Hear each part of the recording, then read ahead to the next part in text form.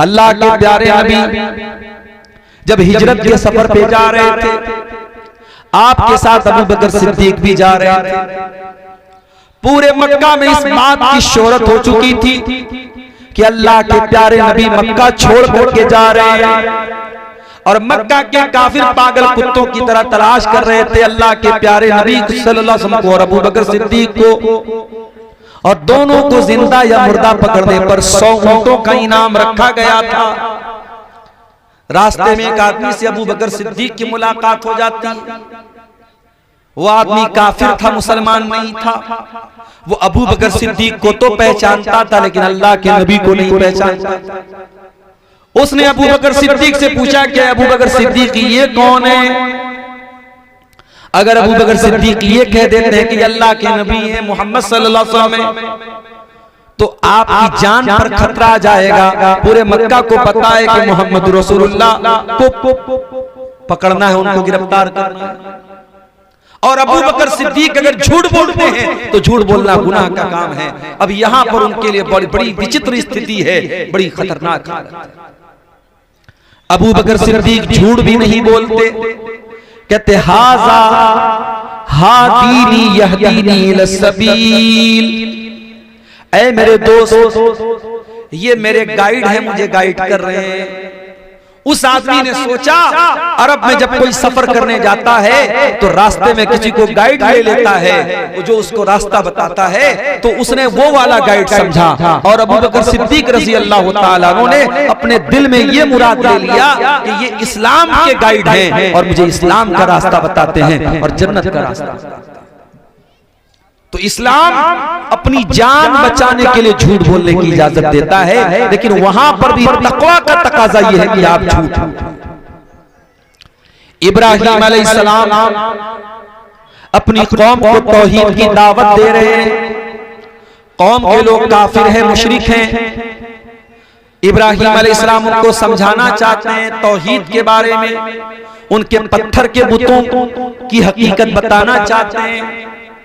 एक दिन इब्राहीम अलैहिस्सलाम की कौम को मेले में जाना था, त्योहार में जाना था, और उसी दिन इब्राहीम अलैहिस्सलाम ने ये प्लानिंग की थी कि उनके बुतखाने में जाकर सारे बुतों का काम तमाम कर देंगे। कौम के लोग उनके पास आते और सवाल करते, क्या इब्राहीम हम तो अपने त्योहार में जा रहे हैं, हम तो अपने मेले में जा रहे हैं, ऐ इब्राहीम क्या तुम भी हमारे साथ चलोगे? अब यहाँ पर अगर इब्राहीम अलैहिस्सलाम सच बोल देते हैं कि नहीं मैं नहीं जाऊंगा, मैं नहीं जाना चाहता हूं, तो कौम के लोगों को शक हो जाएगा। उन्होंने यहां पे गोलमोल बात कही, कहा इन्नी सकीम, मैं बीमार हूं, मैं तुम्हारे साथ नहीं चल सकता। अब उन्होंने कहा कि मैं बीमार हूं। कौम के लोगों ने यह समझा कि ये बुखार होगा, सर्दी लग गई होगी, कोई और मामला होगा, इसलिए हमारे साथ ये जाना नहीं चाहते हैं। और इब्राहीम अलैहिस्सलाम अपने दिल में क्या सोच रहे हैं कि मैं तौहीद पर हूं, मैं अल्लाह के ऊपर ईमान रखता हूं, और तुम पत्थर के बुत के आगे सजदा करते हो, तुम मुशरिक हो। मैं तुम्हारे शिर्क को देखकर, तुम्हारे कुफ्र को देखकर और तुम्हारे गलत कामों को देख करके मैं बीमार हूं। तो उन्होंने झूठ भी नहीं बोला और बात को बना लिया। इसको अरबी में तौरिया बोलते हैं, जहां ऐसी स्थिति पैदा हो जाए कि झूठ बोलने के अलावा कोई चारा न हो, वहां पर भी अल्लाह के नेक बंदे झूठ नहीं बोलते बल्कि तौरिया करते।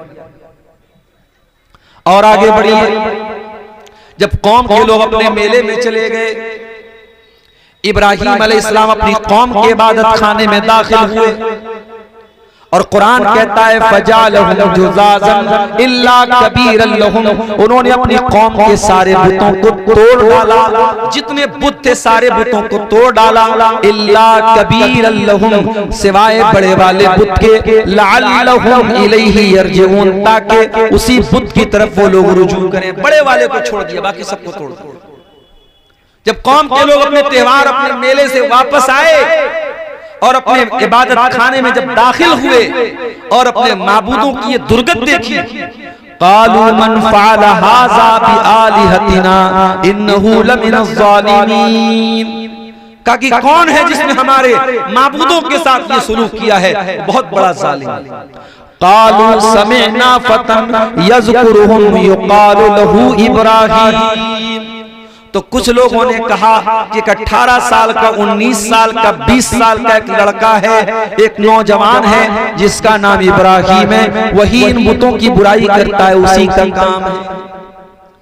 मैं अपने नौजवानों से कहना चाहता हूं, 20 साल के इब्राहिम अपनी जान को खतरे में डालकर अपनी कौम को तौहीद की दावत दे रहे हैं, अपनी कौम के बुतों को तोड़ रहे हैं। मैं अपने 20 साल के नौजवान से पूछना चाहता हूं, तू क्या? आइए मैं जवाब देता हूं।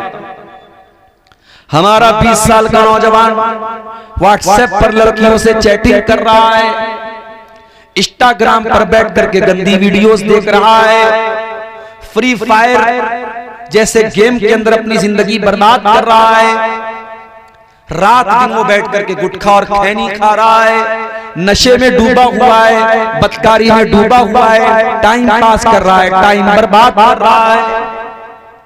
ये हमारी कौम की हालत है, हमारे नौजवानों की हालत।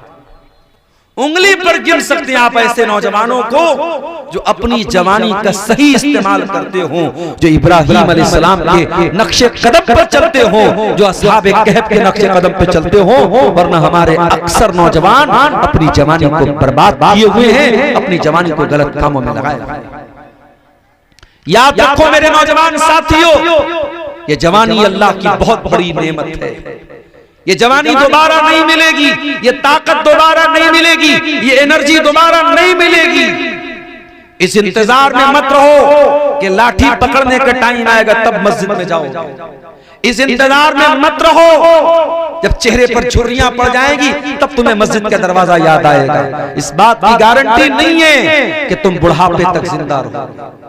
इस बात की गारंटी नहीं है कि तुम अपनी जवानी के खत्म होने तक दुनिया में जिंदा रहो। क्या नौजवानों का इंतकाल नहीं होता? क्या नौजवानों की मौत नहीं होती? क्या नौजवानों के साथ एक्सीडेंट नहीं होता? क्या नौजवान बीमार नहीं पड़ते? क्या नौजवानों के जनाजे नहीं उठाते? इब्राहिम अलैहिस्सलाम को देखो मेरे प्यारे भाइयों, इब्राहिम 18-19 साल के नौजवान हैं, अपनी कौम के बुतों को तोड़ देते हैं और कौम के लोगों को बुलवाते हैं। बुलाया जाए इब्राहिम अलैहिस्सलाम। इब्राहिम को बुलाया गया, इब्राहिम आए। अंत फअलत हाज़ा बिआलिहतिना या इब्राहिम, ऐ इब्राहिम क्या तेरा है ये काम? क्या तूने हमारे माबूदों के साथ ये सुलूक किया है? अब यहां पर अगर इब्राहिम अलैहिस्सलाम सच बोल देते हैं तो कौम के लोग तो बड़े गुस्से में हैं। अगर सच बोल देंगे फौरन जीना हराम कर देंगे और मकसद भी पूरा नहीं होगा इब्राहिम अलैहिस्सलाम का। यहाँ पे इब्राहिम अलैहिस्सलाम ने सच नहीं बोला बल्कि गोल मोल बात कर दी। काल बल फ़अलुहुम कबीरुहुम बल फ़अलहु कबीरुहुम हाज़ा फ़स्अलूहुम इन कानू यंतिकून। कहा कि अरे भाई सारे बुत टूट गए, ये बड़का वाला बुत बचा है, इसी से पूछ लो, इसी ने तोड़ा होगा। कौम के लोगों ने कहा कि ऐ इब्राहिम तुम जानते हो ये बोल नहीं सकते, ये बोलने की ताकत नहीं रखते, बोलने की शक्ति नहीं है इनके अंदर। क़ाल उफ़्फ़िल लकुम वलिमा ताबुदून मिन दूनिल्लाह, कहा कि ऐ मेरी कौम के लोगों तुम्हारी अकल मारी गई है, तुम्हारी मत मारी गई है। अफसोस है तुम्हारे ऊपर जो बोल नहीं सकता, जो नफा नहीं पहुंचा सकता, जो नुकसान नहीं पहुंचा सकता, उसके आगे हाथ जोड़ते हो, उसको माबूद मानते हो, उसको रब मानते हो। अरे कितने नादान हो, कितने पागल हो तुम। जो समझाना था, जो हुज्जत कायम करना था, वो इब्राहिम अलैहिस्सलाम ने कर दिया। पता ये चला कि इस्लाम में झूठ बोलने की इजाजत है जहां जान जा रही हो, मगर ऐसे मौके पर भी अल्लाह के नेक बंदों ने अपने दामन को झूठ से बचाया है। आज हम और आप अपने गिरेबान में झांके, हम कदम कदम पर झूठ बोलते हैं। मेरे प्यारे साथियों, झूठ बोलना ये मुनाफिक की पहचान है, मुनाफिक की पहचान। और आगे बढ़िए, मुनाफिक की दूसरी निशानी वईज़ा वअदा अखलफ, जब वादा करे तो वादा खिलाफी करे।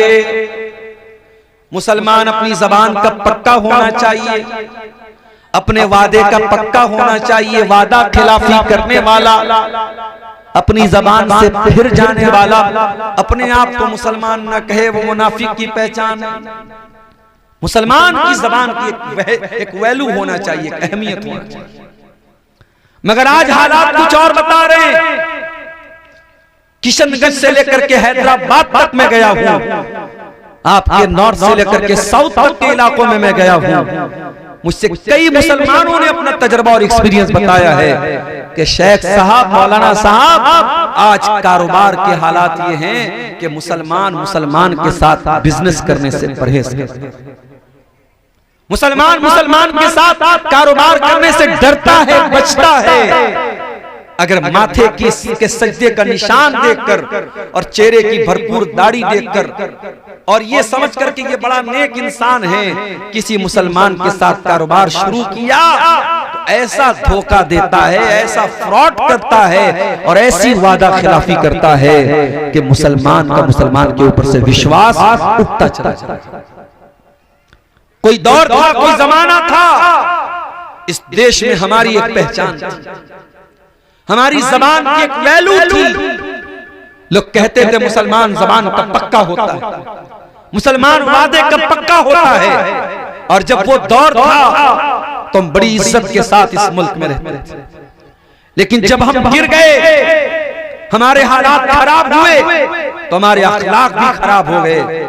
हम वादा खिलाफी करने लगे, हम झूठ बोलने लगे, हम जबान के कच्चे हो गए। हालात ये हो गए कि हमारी अपनी कौम के लोग हमसे कारोबार करने से कतराते। कभी आपने गौर किया कि जितनी बड़ी बड़ी कंपनियां हैं ये गुजराती लोगों की कंपनी क्यों है? बड़े बड़े कारोबार में मारवाड़ी लोगों का नाम क्यों आता है, जैनी लोगों का नाम क्यों आता है?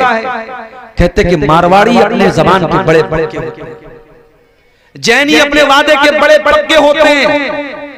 इस देश में, इस मुल्क में अगर हमें अपनी पहचान बनाना है मेरे भाइयों, तो हमें ये पहचान भी बनानी पड़ेगी कि मुसलमान अपने वादे का पक्का होता है। ये पहचान हमें बनानी पड़ेगी। जंगे बद्र के हालात आप देखिए। अल्लाह के नबी 313 सहाबा के साथ 1000 के लश्कर का मुकाबला करने के लिए जा रहे हैं। 17 रमजान को ये जंग होती है। 17 रमजान के पहले की जो रात आती है, उस रात में अल्लाह के नबी रात भर दुआएं करते हैं, रो रो करके, गिड़गिड़ा गिड़गिड़ा कर। क्या दुआ करते हैं? अल्लाहुम्मा इन तहलिक हाज़िहिल इसाबत लन तुबद फिल अर्दी। आय अल्लाह, अगर ये मुट्ठी भर लोग आज हलाक हो गए, ये मुट्ठी भर लोग आज अगर खत्म हो गए, आय अल्लाह, फिर रूए जमीन पर तेरा कोई नाम लेने वाला, तेरे आगे कोई सजदा करने वाला, तेरी इबादत करने वाला कोई ना होगा। अल्लाह के नबी रो रो के दुआएं कर रहे हैं। अबू बकर सिद्दीक आते हैं और पीछे से अल्लाह के नबी को चिपक जाते हैं, चिमट जाते हैं और कहते हैं कफा का मुनाशदतु का रब्बका। अल्लाह के नबी बस कीजिए, अल्लाह ताला आपको मायूस न करेगा, अल्लाह जरूर आपकी मदद करेगा। 313 मुसलमान का मुकाबला 1000 से था, यानी अपने से 3 गुना ज्यादा लश्कर से मुकाबला कर। क्या नबी मायूस हो गए? मायूस नहीं, नबी दुआ कर रहे हैं। उन्हीं हालात में 2 सहाबी अल्लाह के नबी के पास आते हैं। अरे अल्लाह के नबी, हम आपका साथ देने के लिए आए हैं। रास्ते में हमको काफिरों ने पकड़ दिया था, गिरफ्तार कर लिया था। और जब उन्होंने हमको गिरफ्तार कर लिया तो हमको काफिरों से वादा करना पड़ा कि हम मुसलमानों का साथ नहीं देंगे, हम अल्लाह के रसूल का साथ नहीं देंगे, हम काफिरों के खिलाफ जंग में साथ नहीं देंगे। ऐ अल्लाह के नबी, हमने जान बचाने के लिए वादा तो कर लिया है, मगर हमें पता है कि आपको एक सहाबी की बड़ी जरूरत है। आपके पास सिर्फ 313 लोग हैं। ऐ अल्लाह के नबी, अगर हम 2 मिल जाएंगे तो 315 हो जाएंगे, हमको अपने साथ शामिल कर दीजिए। नबी ने क्या जवाब दिया? अल्लाह के नबी ने कहा नहीं, तुम वादा करके आए हो और मोहम्मद रसूलुल्लाह वादे का लिहाज करने वाले इंसान हैं, मैं वादा खिलाफी नहीं कर सकता। जाओ, मुझे नहीं चाहिए 315, मैं 313 के साथ जंग करूंगा। तुम वापस जा सकते हो। मोहम्मद रसूलुल्लाह किसी के वादा करने के बाद वादा खिलाफी नहीं करेंगे। दुनिया वालों ने एक उसूल बनाया है, everything is fair in love and वार। प्यार और मोहब्बत में सब जायज है, माफ कीजिए, इस्लाम के अंदर ये उसूल बिल्कुल गलत है। न प्यार में सब जायज है, न जंग में सब जायज है। ये जितने ज़िनाकारी और बदकारी और बेहयाई के काम हो रहे हैं, ये सब प्यार और मोहब्बत ही के नाम पे तो हो रहे हैं। अपनी महबूबा के 32 टुकड़े करके फ्रिज में डालने वाला, अपनी महबूबा के चेहरे पर तेजाब डाल देने वाला, अपनी महबूबा के बदन के टुकड़े टुकड़े कर देने वाला भी अपने आप को आशिक बोलता है और मोहब्बत करने वाला बोलता है। मेरे भाइयों, मोहब्बत ये नहीं है, इसको दुनिया मोहब्बत कह रही है। ये मोहब्बत नहीं है जिसमें इंसान नाजायज रास्ता अपनाता है। मोहब्बत ये है अगर इंसान को पता चला है कि फलां की लड़की बड़ी खूबसूरत है, बड़ी नेक है, बड़ी दीनदार है, इस्लाम कहता है प्रॉपर चैनल से आओ, लड़की के गार्जियन के पास रिश्ता भेजो, लड़की के माँ बाप के पास रिश्ता भेजो, वो तैयार है तो निकाह कर लो, और निकाह के बाद हलाल और जायज तरीके से अपनी बीवी से मोहब्बत करो। इस्लाम इस बात की इजाजत नहीं देता है कि आप प्रेम विवाह करें, आप लव मैरिज करें, आप पहले मोहब्बत करें फिर शादी करें। ये इस्लाम का कॉन्सेप्ट नहीं है, ये इस्लाम का तसव्वुर नहीं है मेरे भाई। आज हमारे यहाँ प्यार और मोहब्बत के नाम पे क्या क्या हो रहा है। और जंग के मैदान में इस्राइल फलस्तीन के खिलाफ जंग छेड़े हुए है, और ये दुनिया, इसको कुत्ता भी अगर दुनिया में कहीं मरता है तो कुत्ते के मरने पर भी बड़ा बवाल होता है। जानवरों की बलि और जानवरों की कुर्बानी पर भी संस्थाएं बनी हैं, इदारे बने कि नहीं साहब, जानवरों का खून नहीं बहना चाहिए, जानवर भी जानदार होते हैं, उनके अंदर भी जान होती है, उनको नहीं मारना चाहिए। जानवरों के मरने पर लोगों को तकलीफ होती है। लेकिन उसी फलस्तीन के गज़ा शहर में दूध पीते बच्चों को मारा जा रहा है, बम धमाके हो रहे हैं, ड्रोन हमले हो रहे हैं, और छोटे छोटे बच्चों को मारा जा रहा है। माओ की गोद से बच्चों को मारा जा रहा है। शौहर के सामने बीवी का रेप किया जा रहा है, लेकिन दुनिया के कानों पर जूं नहीं रेंगती, दुनिया को कोई फर्क नहीं पड़ता है। मेरे प्यारे साथियों, मोहम्मद रसूलुल्लाह सल्लल्लाहु अलैहि वसल्लम ने जंग के मैदान के भी आदाब बताए हैं। जब आप जंग के मैदान में किसी लश्कर को भेजा कर देते तो आप ये हुक्म दिया करते थे, ला तक़तुलू वलीदन, खबरदार किसी बच्चे को कत्ल मत करना, किसी बूढ़े इंसान को जो जंग के मैदान में नहीं लड़ने के लायक है उस बूढ़े को कत्ल न करना, किसी पेड़ को आग न लगाना, किसी की इबादत गाह के ऊपर हमला न करना, इबादत गाह के ऊपर हमला न करना। बात आई है तो सुन लीजिए। इसी भारत की सरजमीन पर एक ऐसी मस्जिद जो 1527 ईस्वी को बनी थी, और इस मस्जिद के बनने के बाद 300 सालों तक कभी उस मस्जिद को लेकर के कोई झगड़ा नहीं था। मुगल दौर में बड़े बड़े हमारे हिंदू भाइयों के रहनुमा आए, उसी दौर में तुलसीदास जी ने रामचरितमानस लिखी, उसी दौर में बहुत बड़े बड़े हमारे हिंदू भाइयों के गुरु आए। किसी ने भी अपनी किताब में कहीं पर भी जिक्र नहीं किया कि श्री रामचंद्र जी की पैदाइश की जगह को तोड़ करके मस्जिद कायम, लेकिन एक झूठ कहा गया हिंदू मुसलमान को आपस में लड़ाने के लिए और मुल्क का माहौल खराब करने के लिए। बाबरी मस्जिद 1527 में बनती है और 1838 गालिबन, अगर मेरी याददाश्त धोखा नहीं दे रही है, तो पहली मर्तबा बाबरी मस्जिद को लेकर के जो झगड़ा खड़ा होता है वो 1838 में होता है, यानी बाबरी मस्जिद के बनने के 300 साल। और फिर इसी दुनिया ने देखा कि इसे मुल्क में सेकुलरिज्म और कानून की आंखों में धूल झोंकते हुए 6 दिसंबर 1992 को मस्जिद गिरा दी और 10 नवंबर 2019 को भारत की सुप्रीम कोर्ट का फैसला आया कि इस बात के कोई साक्ष्य और प्रूफ तो नहीं है कि वहां पर किसी मंदिर को तोड़ करके मस्जिद बनाया गया था, मगर चूंकि भारत की बहुसंख्यक आबादी की आस्था उससे जुड़ी हुई है, लिहाजा वो जगह मंदिर बनाने के लिए दे दी जाए और वहां से दूर एक मकाम पर मुसलमानों को मस्जिद की जगह दे दी जाए। इस फैसले को सुनने के बाद दुनिया में भारत के इंसाफ और भारत की अदालत का बड़ा मजाक भी बना था इंसाफ ये नहीं है कि आप किसी की आस्था की बुनियाद पर किसी की इबादत गाह को किसी के हवाले कर दे। ये इंसाफ नहीं हो सकता। ये आप अपने मन की एक बात तो कह सकते हैं, मगर इसको जस्टिस और न्याय और इंसाफ नहीं कहा जा सकता मेरे प्यारे साथी। और इस्लाम का तो ये कॉन्सेप्ट ही नहीं है कि किसी की मस्जिद, किसी की इबादत खाना को गिरा करके आप मस्जिद को कायम करें। नहीं, इस्लाम की कतान ये तालीम। और अगर आप बात करेंगे तो इसी भारत में बहुत सारी हजारों नहीं लाखों की तादाद में ऐसी इबादत गाहें मौजूद है जो बौद्ध धर्म की इबादत गाह थी और बाकायदा उसको तोड़ करके वहां हिंदू मजहब का मंदिर खड़ा किया गया है। और ये बात मैं अपने मन से नहीं कह रहा हूं, इसके साक्ष्य मौजूद है और इतिहास के पन्नों में लिखा हुआ है। और आप देख लें, एक पूरी 1000 साल की तारीख मौजूद है। और आज अगर एक मंदिर का सर्वे किया जाए और इस तरीके से इतिहास के बुनियाद पर अगर लोगों की इबादत गाहों पर हमले किए जाएं तो न ये मस्जिदें कायम रहेंगी, न ये मंदिर कायम रहेंगे और इंसानियत तार-तार हो जाएगी। मेरे प्यारे साथियों, हम ये चाहते हैं कि जो इबादत गाह जहां है, इस मुल्क में लाखों मंदिर हैं, वो मंदिर अपनी जगह मंदिर रहे। इस मुल्क में हजारों मस्जिदें हैं, मस्जिदें अपनी जगह रहे। इनको बुनियाद बनाकर इंसानियत को न तोड़ा जाए, मानवता को तार-तार न किया जाए, इंसान की इंसानियत को खत्म न किया जाए, मानव की मानवता को खत्म न किया जाए। अल्लाह के नबी जंग के मैदान में भेज कह रहे, खबरदार किसी की इबादत गाह के ऊपर हमला मत करना, किसी के पूजा स्थल को मत तोड़ना, किसी के उपासना स्थल को मत तोड़ना, किसी के वर्शिप प्लेस को मत तोड़ना।